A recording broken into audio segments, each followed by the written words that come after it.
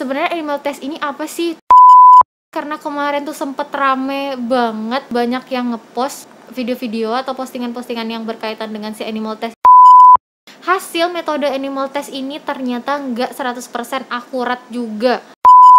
Ingredients yang menggunakan siput, apakah itu sama dengan kita menyakiti hewan yang di animal test? Terus juga ada hal lain nih yang bisa kita lakukan untuk meminimalisir penggunaan produk-produk skincare yang masih menggunakan metode animal test.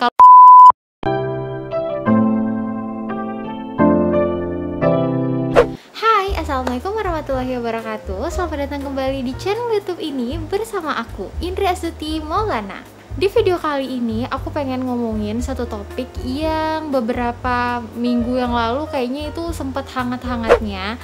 Semoga aku nggak telat buat ngebahas ini, karena menurut aku selama kita masih menggunakan si produk-produk ini pastinya bakal tetap terus harus kita ketahui dan kita bahas. Nah, apakah topiknya itu? Topiknya adalah tentang animal test. Nah, buat kamu yang skincare antusias, yang beauty antusias juga, pastinya hal ini tuh nggak boleh terlewatkan gitu loh untuk kita ketahui. Karena kalau di aku pribadi, sebelum aku memutuskan untuk berskincare ini, dulu itu aku kayak udah riset dulu gitu loh, kayak riset ala-ala. Jadi aku cari tahu dulu sebenarnya produk-produk apa sih, produk-produk yang akan aku gunakan itu halal nggak sih, terus metode pembuatannya itu gimana. Itulah dua hal yang benar-benar jadi concern aku ketika memilih untuk menggunakan skincare.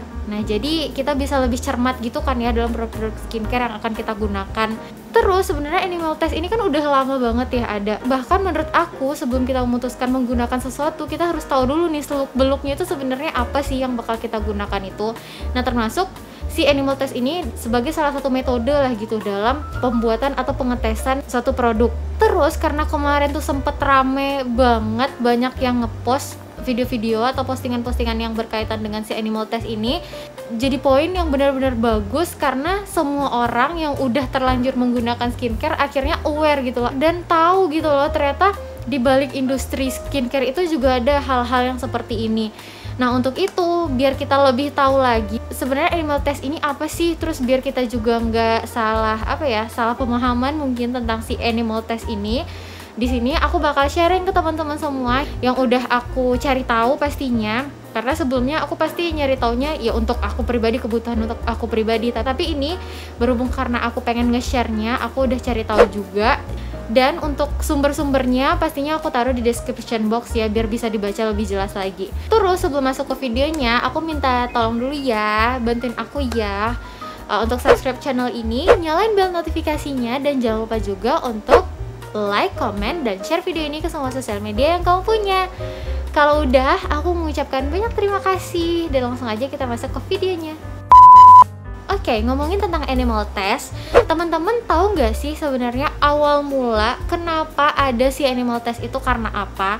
Jadi pas aku cari-cari tahu kemarin, aku mendapatkan satu fakta bahwa ternyata animal test ini udah ada dari tahun 1933. Kenapa dia bisa ada di tahun segitu? Karena adanya sebuah peristiwa. Jadi di Amerika Serikat waktu itu ada seorang perempuan, dia menggunakan maskara. Terus gara-gara menggunakan si maskara ini, entah maskaranya nggak sengaja masuk ke dalam matanya, jadinya dia mengalami kerusakan pada mata. Nah, ketika itu pemerintah Amerika Serikat langsung cepat tanggap tuh untuk mengatasi biar kejadian seperti ini tuh bisa diminimalisir atau bahkan nggak terjadi lagi. Dengan cara apa? Dengan cara sebelum menyebarluaskan produk-produk baik itu kosmetik, makanan, dan juga obat-obatan, itu harus melakukan pengujian dulu, pengetesan dulu.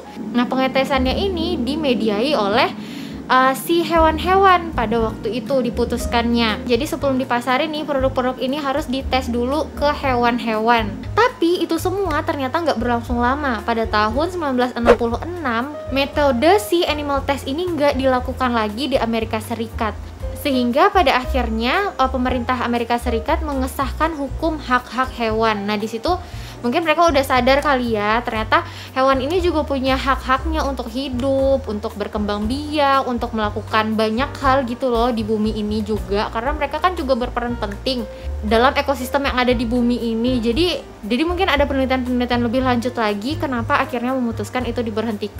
Dan sebenarnya juga banyak nih hal-hal yang lain yang mempengaruhi kenapa akhirnya banyak sekali negara-negara yang sudah melakukan itu juga tapi memberhentikan gitu loh, atau bahkan anti yang namanya animal test di beberapa negara itu udah banyak banget. Ada dua sebenarnya metode di animal test ini yang digunakan. Jadi istilahnya itu ada yang pertama uji Drees namanya. Jadi itu caranya adalah dalam meneteskan setetes substansi ke mata si hewan. Bayangin, mata hewan loh, dia juga makhluk hidup, juga punya rasa-rasa, pasti ada rasa sakit, rasa stres dan lain sebagainya.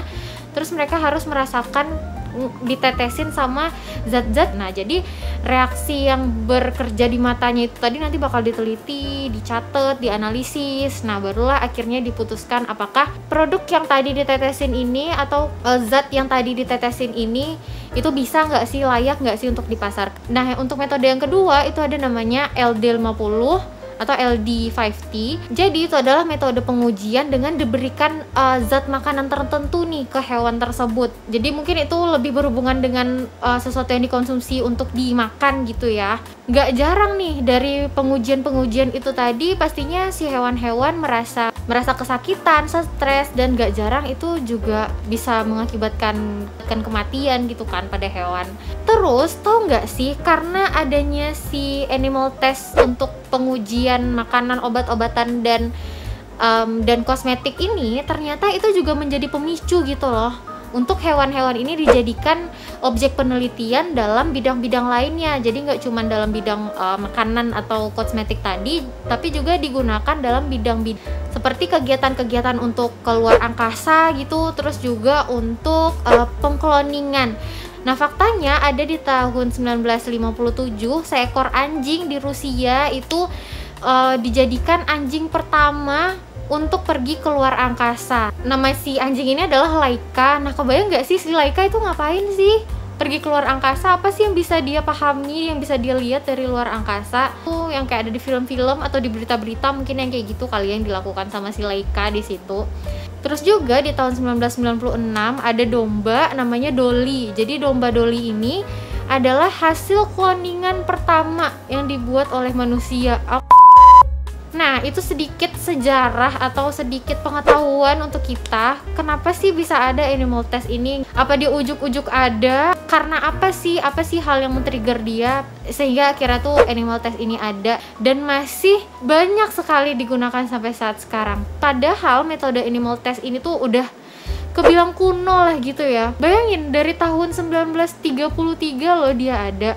Terus masih aja digunakan sampai sekarang. Padahal kecanggihan teknologi di dunia ini sekarang udah banyak banget, udah berkembang banget. Segala sesuatunya tuh bisa gitu loh dibikin, misalnya alat tesnya mungkin berupa robot atau apapun itu yang nggak merugikan atau nggak nyakitin hewan dan manusia lah gitu. Karena nggak semua kok industri kosmetik itu, ini kita berbicara dalam skincare ya, industri skincare atau kosmetik itu menggunakan metode animal test. Banyak juga yang tidak menggunakan metode animal test tapi mereka tetap bisa berkembang. Tapi emang sih harganya pasti akan sedikit mahal. Tapi dari list yang ada di postingan kemarin itu yang ada di Instagram tentang animal test, list produk-produk yang masih menggunakan metode animal test, produk-produk high end pun juga ada. Nah, jadi mereka mahal karena apa gitu? Gak ngerti lagi sih sebenarnya ya, kenapa mereka produk-produk mahal high end itu masih menggunakan metode kuno seperti animal test. Terus menurut faktanya juga, hasil metode animal test ini ternyata nggak 100% akurat juga. Kenapa? Karena bayangin, produk yang bakal digunakan sama manusia nantinya dites ke hewan yang jelas-jelas secara anatomi, fisiologis, genetik antara si hewan dan manusia itu kan sangat-sangat berbeda ya. Ada kemiripan tapi kan nggak 100% sama, karena kita tahu manusia ini itu beragam banget. Dari kulit aja deh, ada kulitnya yang normal, ada kulitnya yang sensitif, ada kulit yang berminyak, berjerawat. Nah kan itu beragam banget. Terus juga kita ada yang alergi sama zat-zat tertentu, terus ada yang punya penyakit-penyakit tertentu gitu kan, yang nggak bisa menggunakan produk-produk tersebut. Sedangkan si produk yang akan diteteskan atau diujikan ke hewan ini menggunakan hewan yang 100% yang sehat walafiat, karena mereka dijaga makannya, dijaga pola hidupnya, itu benar-benar dijaga sebelum mereka dijadikan objek eksperimen. Nah kan itu nggak mewakili juga ya, nggak mewakili semua variabel manusia. Jadi sayang banget sih pada akhirnya kalau kita udah nyakitin hewan, udah mengambil hak-hak si hewan ini tadi, tapi akhirnya apa? Nggak guna juga, nggak 100% guna juga sama kita. So ya udahlah ya, dihentikan saja ya please. Terus juga aku pengen nanggepin dari hasil yang sudah aku riset gitu, udah aku baca-baca dari berbagai sumber. Aku menemukan bahwa kemarin juga ada sih tanggapan dari beberapa temen, dan juga aku lihat komen-komenannya, ingredients yang menggunakan siput, apakah itu sama dengan kita menyakiti hewan yang di animal test ini tadi? Itu ternyata sangat-sangat berbeda. Kenapa? Karena kalau metode animal test, dia itu menggunakan objek hewan untuk digunakan dulu nih produk, apapun itu, makanan, produk makanan atau kosmetik, ke tubuh dia dulu gitu, ke badan dia dulu. Nah baru nanti dilihat reaksinya. Tapi kalau menggunakan ingredients yang ada si siput itu tadi, ya emang hasil dari si siput itu yang digunakan. Dan ternyata kalau untuk case si siput ini, snail yang digunakan itu ternyata yang jenisnya hama gitu loh untuk pertanian. Habis itu diolah, nah barulah dijadikan satu produk skincare. Nah itu ternyata menurut aku sih nggak apa-apa ya, karena dia kan merugikan buat si pertanian kalau dia tetap ada di sana. Nah ketika kita ambil si hama-hama itu terus kita gunakan untuk sesuatu yang lebih bermanfaat, ya nggak apa-apa sebenarnya. Dan itu adalah hal yang jauh berbeda gitu antara penggunaan ingredients pada produk yang ada kandungan hewan-hewannya, tapi selama hewannya itu masih yang nggak apa-apa gitu ya buat digunakan. Apalagi kita yang muslim, lebih cermat lagi dalam ingredients yang kita gunakan. Kalau bisa satu-satu ingredients yang ada di satu produk itu di searching dulu, dicari tahu dulu, bisa nggak sih kita sebagai muslim memakai itu, boleh nggak sih itu kita gunakan. Nah gitu, jadi apapun itu yang akan kita gunakan, yang akan kita lakukan, cari tahu dulu deh sebelumnya, apalagi hal-hal yang berhubungan sama makanan atau kosmetik ini, karena dia bakal masuk kan ke tubuh kita, bakal mengalir di dalam darah kita.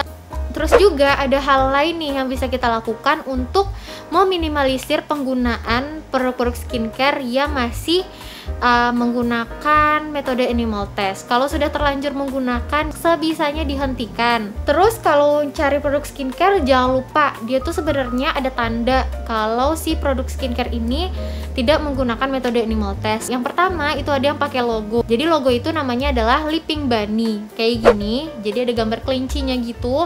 Nah itu merupakan tanda pada satu produk yang free gitu loh dari animal test. Mereka nggak melakukan animal test, atau mereka nggak pakai logo tapi mereka menuliskan gitu no animal test mungkin tulisan, atau mereka mencantumkan metode apa sih yang mereka gunakan dalam produk yang mereka buat gitu. Seperti ada yang dia menekankan di kemasannya itu telah melakukan dermatologi test namanya, terus juga ada clinically test atau yang sejenisnya kalau ada lagi yang lain, tapi itu sih yang aku tahu. Jadi banyak sekali hal-hal yang harus kita ketahui sebelum memutuskan menggunakan produk skincare tertentu, demi nggak hanya untuk diri kita sendiri tapi juga lingkungan sekitar.